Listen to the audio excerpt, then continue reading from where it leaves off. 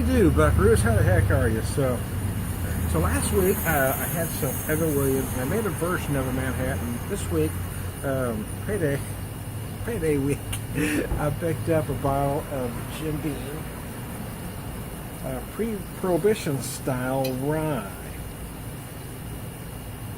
Legacy Jim Beam Rye is a pre-prohibition style whiskey aged in new charred white oak barrels to 90 proof, distinctively dry spiced rye with a long soft finish, making this classic American spirit the perfect choice for any whiskey cocktail. Yeah, so I thought I'd do a Manhattan really should be made with rye, so I thought, well, let's do one with some rye, man. Jim Beam whiskey rye from the heart of Kentucky. Jim Beam Kentucky straight rye whiskey is made for those who take their whiskey seriously. Again, it is a 90 proof rye, and it was only 20 a bottle, which is interesting.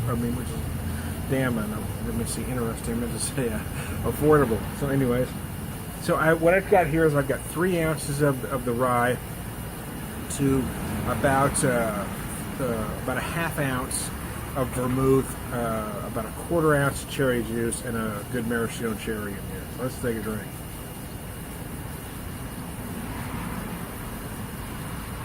You know, last week I drank it on the rocks.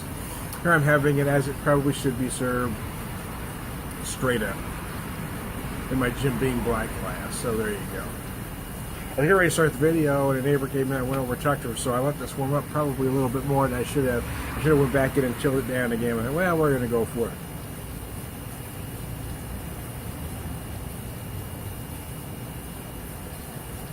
Drink is typically served chilled and straight up, but that being said, it really isn't one that really has to be drank ice cold. It's going to be fine if you let her warm just a little bit, like I've done here. This rye is fantastic. I got to tell you, you do get that rye spice that you like, but I'm also feeling some cinnamon-like spice from the new charred oak, which I'm going to take a shot in the dark because it feels like Missouri white oak. Missouri white oak specifically will give you a lot of road noise. Road noise.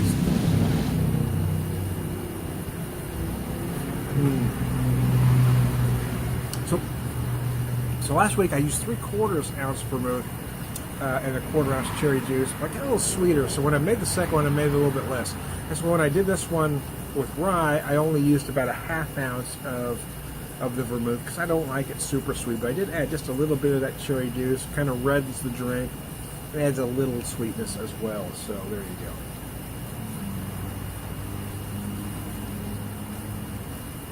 So embrace the cocktail, man. It's cocktail hour with the Whiskey Whisperer.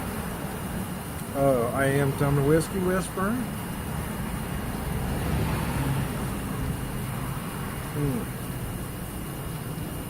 Whiskey Evangelist.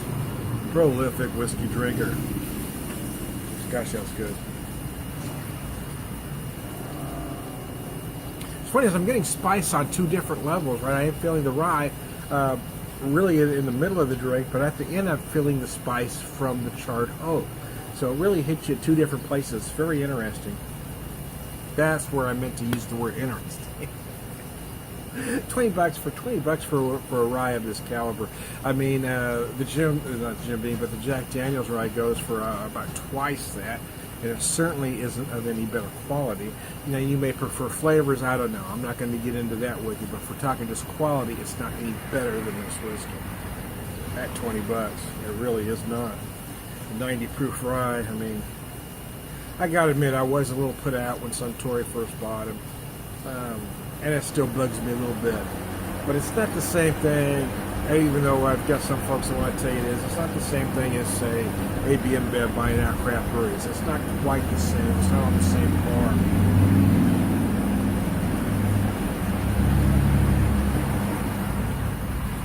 And from what I've tasted, Jim Beam products haven't suffered any.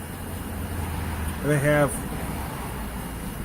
came out with other products since the buyout, so again, it may help them in other ways. So I don't know. I wish they had stayed an American company, but hell, as long as the quality stays the same. I do buy mostly craft or small distillery stuff when possible. There's a distillery out of Purdy Mo that's became my new favorite. White Mule, I love them. And their products only run about 30 a bottle, between 25 to 30 a bottle, depending on where you're buying them. But again, I'm kind of on the budget, so 20 bucks is my splurge this particular paycheck with the Jim Beam.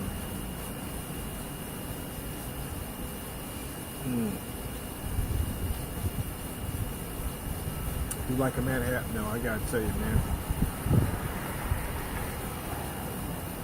I do. And it comes with dessert because there's cherry in there. That's one reason I married my wife, is she could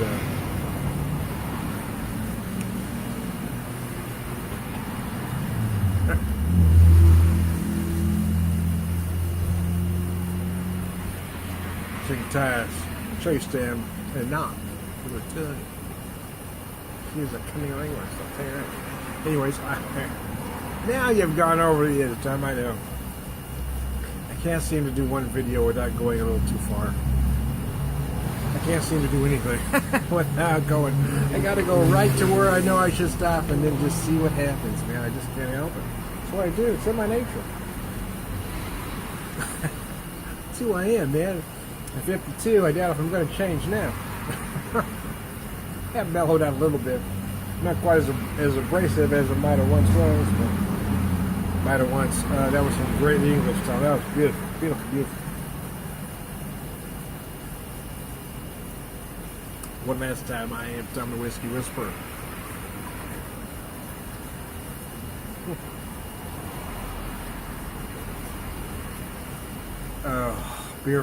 Whiskey Vangelist, prolific whiskey drinker.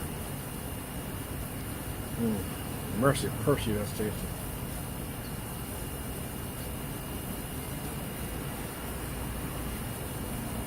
Oh God, that's a good drink. I do love a Manhattan, man.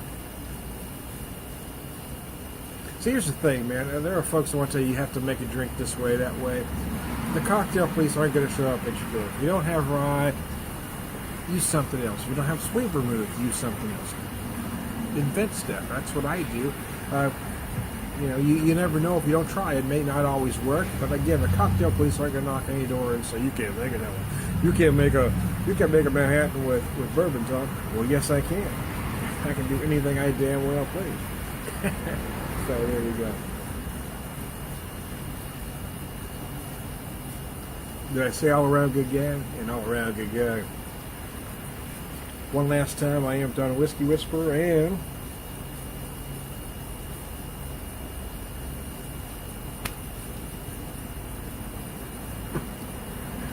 oh mercy, I bid you adieu.